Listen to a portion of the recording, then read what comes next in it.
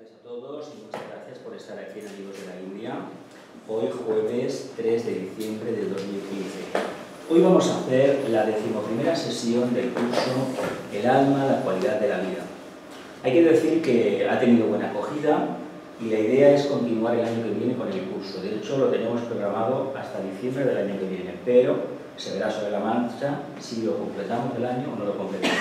El tema del alma y el tema del libro del mismo título, El alma, la cualidad de la vida, que es un libro recopilatorio de las enseñanzas de Alice Bailey y el tibetano sobre el tema del alma, es un libro que os lo recomiendo que lo busquéis por internet, que está en internet disponible, gratuito, o que os lo compréis en papel a través de la editorial Sirio. No, Sirio no, me parece que es Kier de Buenos Aires. Os lo compréis porque merece la pena el tema de tocar el tema del alma. Es un punto de vista del tibetano para este estudiante muy convincente y francamente hay que decir que es de lo mejor que ha encontrado. El día que encuentre una presentación más elevada, pues creo que la cambiaré, pero de momento no ha llegado el caso. Bien, ¿qué hemos hablado del alma? Hemos hablado muchísimas cosas. Básicamente nos centramos en que era, en unos cuantos capítulos, que era el hijo de la mente, el alma. Por lo tanto, hemos de entender que la mente debe ser completamente cultivada, pero no la mente que hasta ahora hemos trabajado. Hemos trabajado una mente que la finalidad de la misma no era otra que satisfacer los deseos y los caprichos, apetencias de la personalidad. Hay que indicar que cuando hablemos del alma y de la dificultad de comprensión del alma y del complejo que nos genera a veces hablar de la personalidad, hay que erradicar de nuestro vocabulario, de nuestro léxico, palabras como positivo o negativo. Por una razón bien sencilla. Si nosotros nos referimos a la personalidad desde la perspectiva negativa, estamos indicando abiertamente que hay una parte de la materia de que estamos trabajando que es plenamente involutiva. Sí que la materia es involutiva, pero nosotros hemos de tener en cuenta lo siguiente. Si no dispusiéramos de una personalidad, de unos vehículos a través de los cuales la conciencia se manifiesta, no podríamos hacer absolutamente nada. Por lo tanto, entendamos que la materia sí que es involutiva, pero como ya lo sabemos, no es necesario que estemos continuamente recalcándolo, porque si lo hacemos, vamos a tener una auténtica cristalización. Y sobre esto siempre, cualquier prevención que se tenga va a ser poca. Y lo digo porque hemos de tener en cuenta que el tema del alma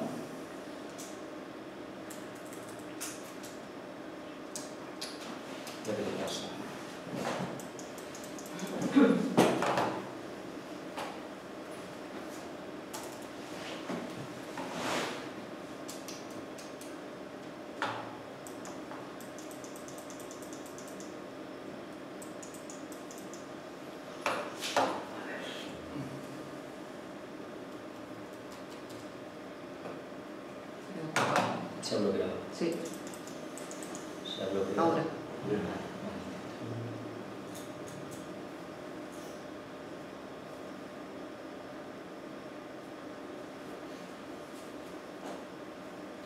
Más trabajo para editarlo. Sí.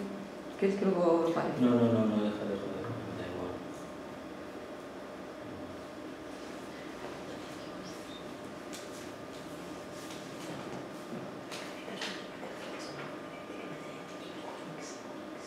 Mira que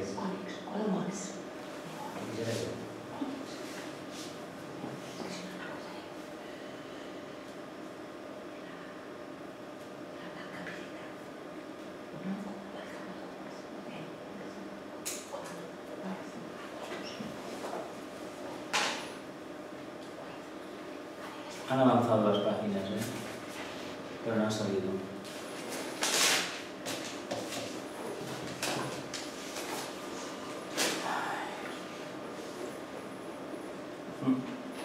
Han avanzado y bastante, pero no han salido.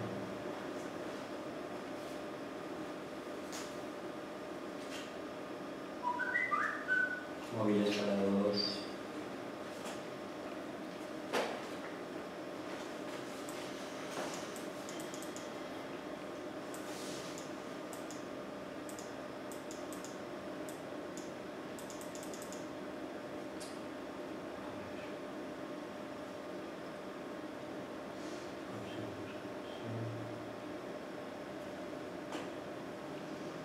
Bueno, no habéis visto nada. No. Porque si no...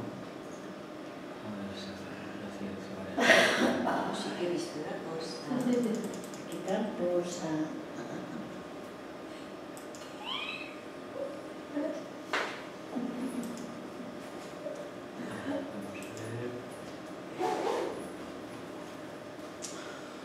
Se bloquea.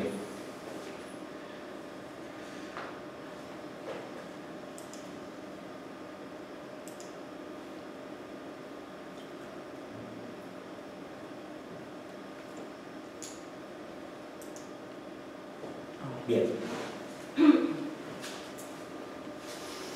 Pues como hemos hablado del tema, hemos de tener en cuenta que no nos podemos referir continuamente a la personalidad desde una óptica superior, pensando que el alma es perfecta y la personalidad es impura. Porque hemos de tener en cuenta una cosa: a efectos prácticos no debería de haber ninguna diferencia entre el alma y la personalidad. Sabemos que la parte que evoluciona es el alma. Sabemos que evolucionamos a través del contacto con la materia, imbuidos o infundados en un traje que denominamos personalidad. Pero como ya sabemos de qué está constituida, cuanto antes nos olvidemos del tema, mucho mejor. Y sobre todo, no olvidemos lo siguiente.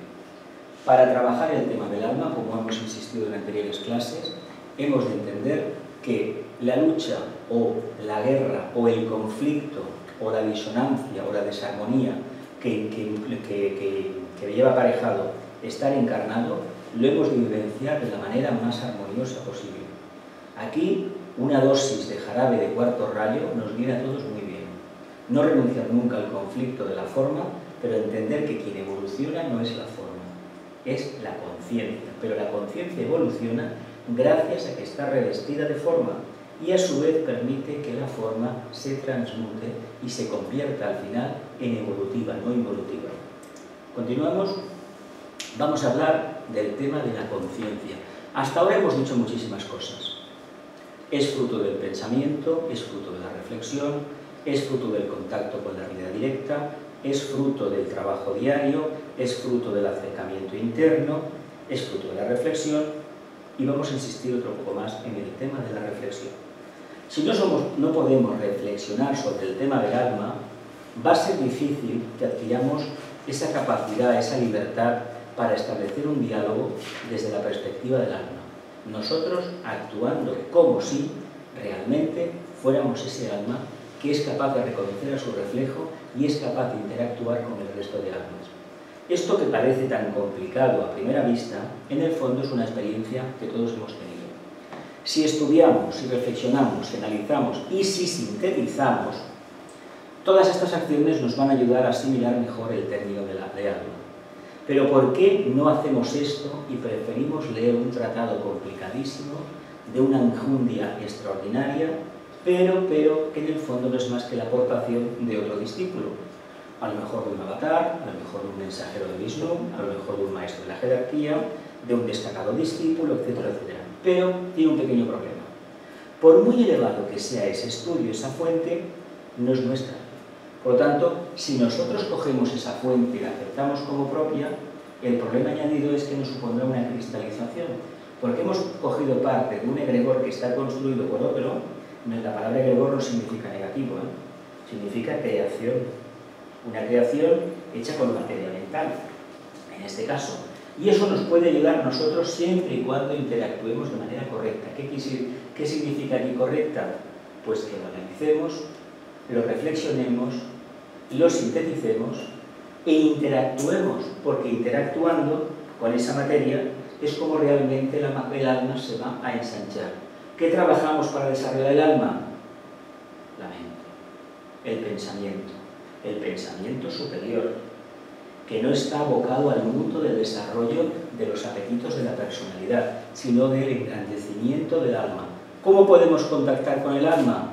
Estando atentos, estando concentrados. Es la única manera de que al final los chakras se alineen. Toda la presentación está con 3 imágenes, con una idea muy clara. Que veamos desde la perspectiva de la personalidad en el punto en que nos encontramos. Si nos focalizamos en la de abajo, olvidamos que arriba hay una mucho más elevada. Pero ¿qué es lo que vemos? Primeramente, lo que tenemos más próximo. ¿Sabéis por qué? Pues porque nuestra conciencia todavía anda en esos niveles. Y por mucho que intentemos reflexionar, siempre nos encontraremos con lo mismo. En la medida en que lo que está abajo es lo que nos llama la atención, la conciencia se va a abocar a eso. ¿Qué sucede? Que lo que hacemos en una encarnación no es purificar tanto la personalidad, sino incrementarla.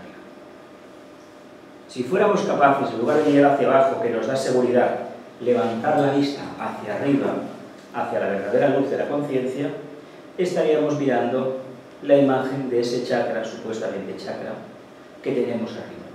El por qué no lo hacemos es asunto de cada uno, forma parte de lo que denominamos la ley de la causa y el efecto. Como la causa es que estamos distraídos, pues el efecto es que acabemos vivenciando lo de abajo, lo más denso. Y lo más denso ya sabemos hasta dónde nos lleva. Pero claro, ¿cómo vivimos la realidad de esta conciencia? ¿Dónde está esta expresión, el alma haya sido asimilada? ¿Dónde está? ¿Dónde está esta expresión, el alma? ¿Dónde? ¿En nuestro diario vivir? ¿En nuestros pensamientos? ¿En nuestros sueños? ¿En nuestras emociones? ¿O realmente somos capaces de reconocer que somos almas? Si somos capaces de reconocer que somos almas, entonces las imágenes que tienden más a distraer que no aclarar, está puesto expresamente, toda la presentación, está mucho más pensado para que nos distraigamos un poco y no mantengamos la concentración. Perdonadme la argucia, pero lo hago con la idea no de deslumbraros con esta imagen, pero siempre os he puesto el ribete amarillo. Ojo, ¿qué quiere decir el ribete amarillo aquí? Pensemos un poco, sé que ibas de amarillo hoy. Pensemos un poco, porque todo eso es un espejismo. ¿Y por qué es un espejismo? Pues para que, utilizando la sustancia mental, como veremos más adelante, podamos realmente saber dónde está la verdad. Pensemos una cosa. La conciencia humana, per se, nivel básico, es instintiva. Conquistar el intelecto es uno de los hitos más importantes que como almas hemos conseguido conseguir. Pensad lo siguiente, esta civilización actual es fruto de la conquista del alma del vehículo mental. Para el alma fue muy fácil, relativamente fácil, tardó millones de años, en poder apoderarse de un vehículo físico. Si conocéis la teosofía, os lo recomiendo que se toque el tema este. El tema de Lemuria habla del drama personal, el drama que como almas tuvimos para controlar aquellas formas físicas, animálicas totalmente, pero que era con lo que empezamos a trabajar. En la Atlántida empezamos a trabajar el campo emocional y se dice técnicamente que en la Atlántida, en un momento determinado de la evolución de la Atlántida, que tardó millones de años, 5 millones de años, empezamos a ser técnicamente humanos, es decir, que respondíamos al alma, a la conciencia. Hasta ese momento no. Y si tenemos los ojos abiertos, que yo os recomiendo que los tengáis muy abiertos cada día, a todo lo que hay fuera, porque os voy a decir una cosa muy sencilla.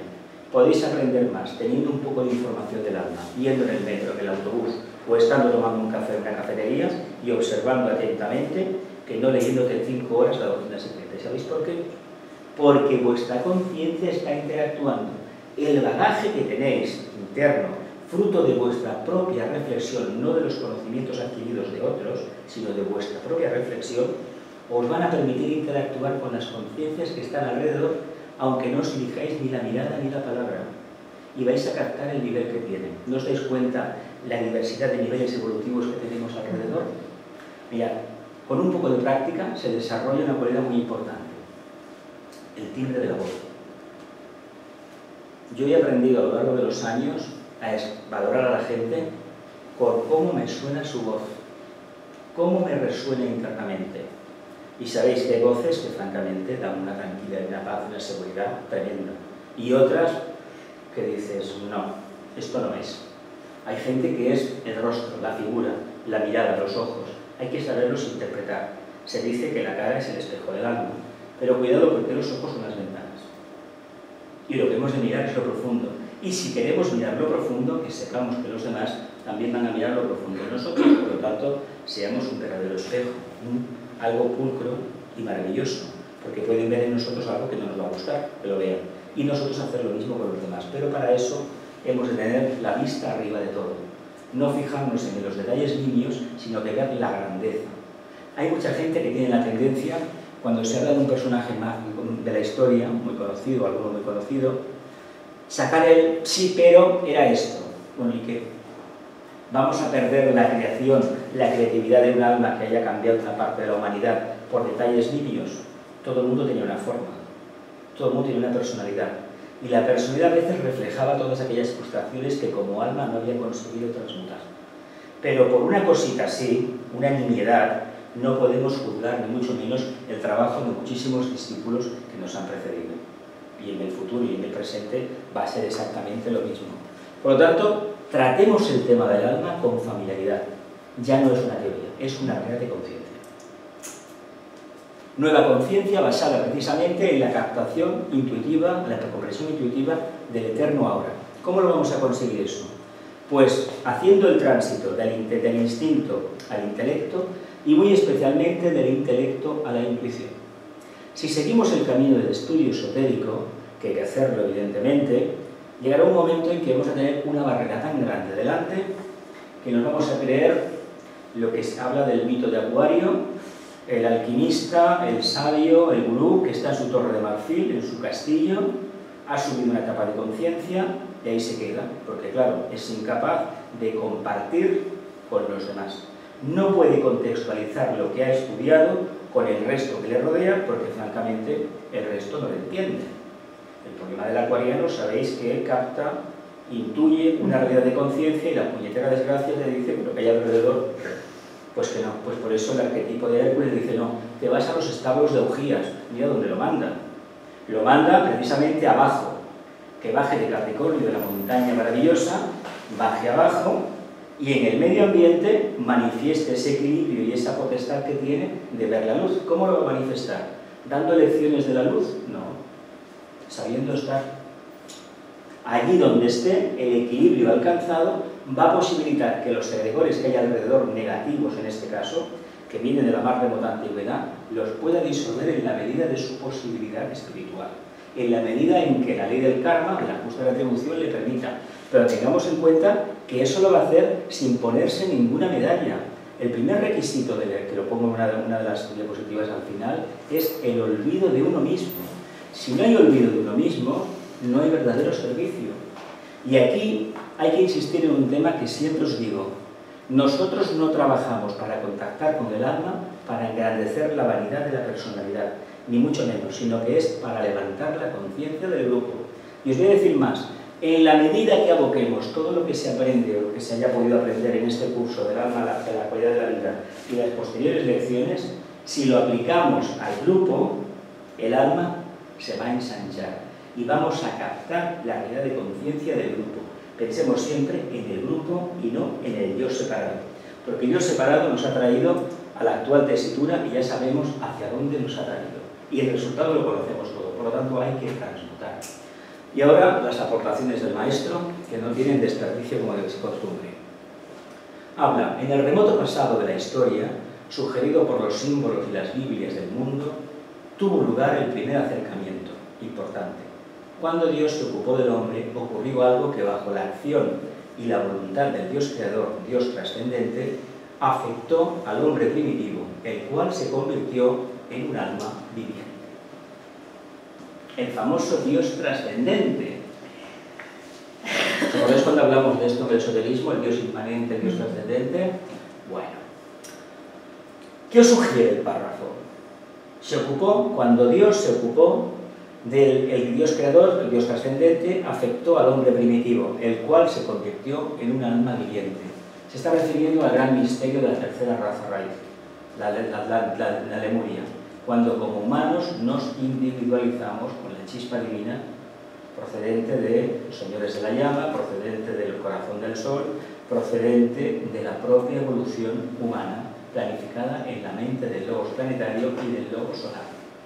Nosotros somos, nuestro verdadero padre no es el logos planetario, es el logos solar.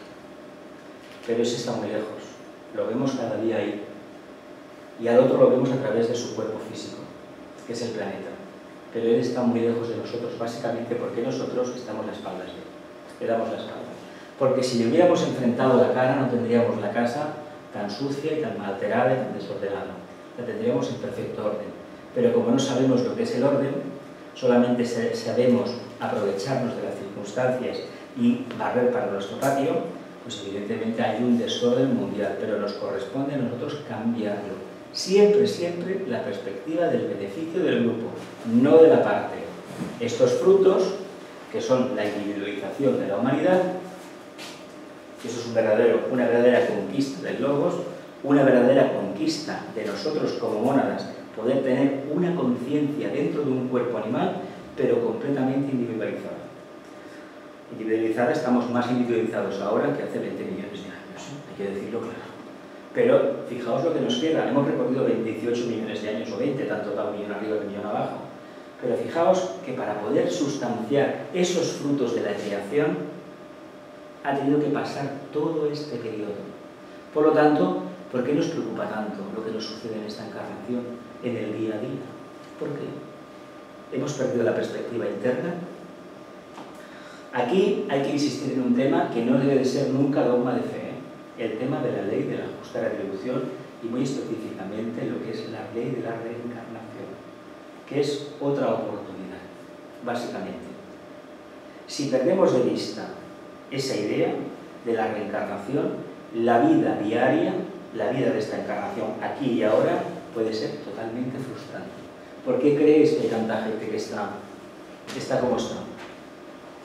Porque carecen no de la idea del conocimiento, porque la idea todo el mundo en Occidente ha oído hablar de la reencarnación, ¿eh? Es muy raro, ¿eh? Ya se oye en películas, documentales, entrevistas, radio, televisión, cada uno lo interpreta de su manera, ¿de acuerdo? Pero si no tuviéramos el conocimiento directo, la intuición de que realmente es así, hay una evolución a través de diferentes formas humanas, ¿eh? Esta idea de que volvemos para atrás, no. Formas humanas, es muy difícil entender precisamente el trabajo de ese Dios creador, Dios trascendente, Dios que se manifiesta en su creación, Dios trascendente que se manifiesta a través de su creación. ¿Continuamos? A medida que se hizo sentir en el incipiente deseo del hombre irreflexivo, incapaz de pensar en esa etapa, el ansia de alcanzar un indefinido e incomprendido bien, esto evocó una respuesta de la deidad. Volvemos a lo de antes. En la medida en que pensamos y pensamos desde el punto de vista de acercamiento a lo más elevado, automáticamente los oídos de ese Dios trascendente resonó algo. Cuando resuena, ¿qué pasa? Hay una respuesta. La respuesta la conocemos todos a través de la civilización humana, desde la más remota antigüedad. Lo que pasa es que quiero decir una cosa. La historia de la humanidad la podemos vivenciar desde el punto de vista de la arqueología, la antropología, o desde el punto de vista de la espiritualidad, de lo que es la teosofía o el esoterismo. Son historias diferentes, ¿eh? Pensad que la ciencia no reconoce ni la reencarnación, ni Dios, ni la jerarquía, ni la Atlántida. Porque para los científicos, todos los científicos prácticamente, muy pocos serían, no deja de ser una idea, un mito transmitido por los sacerdotes egipcios que Platón habló, Solón fue el primero que se enteró aparentemente, etcétera, etcétera. Sin embargo, la ciencia no es capaz de revelar y de distinguir algo tan sencillo. Cuando las pirámides de Egipto supuestamente se hicieron hace 4 o 5.000 años o 3.000 años, etcétera, etcétera, por aquí, no muy lejos de por aquí, acababan de matar bisontes, etcétera, etcétera. A ver, desde el punto de vista de la conciencia, ¿cómo es posible que esos fueran tan evolucionados y los que había en Europa no cuadran, ¿no? Hay algo que no cuadra, ¿verdad? Son historias diferentes, completamente distintas. Cuando vemos, por ejemplo, la imagen del Cromañón, lo más cercano al sapiens sapiens, que somos nosotros, entonces Homo sapiens sapiens. Vemos nuestra cara y vemos aquello. Venimos del mono, pero bueno, en 15.000 años dimos este salto, este 20.000 años, ¿y cómo es posible que hicieran esto? ¿Y cómo es posible que haya tantos vestigios en el planeta Tierra de obras gigantescas que no se sabe cómo se hicieron? Piedras de 4.000 toneladas, obeliscos de 1.000 toneladas, y te lo explican como fuera un tebeo, como lo hicieron. Esto es, pues vamos, sorprendente, ¿eh? O que en alguna parte de África haya un pueblo, los Dogón,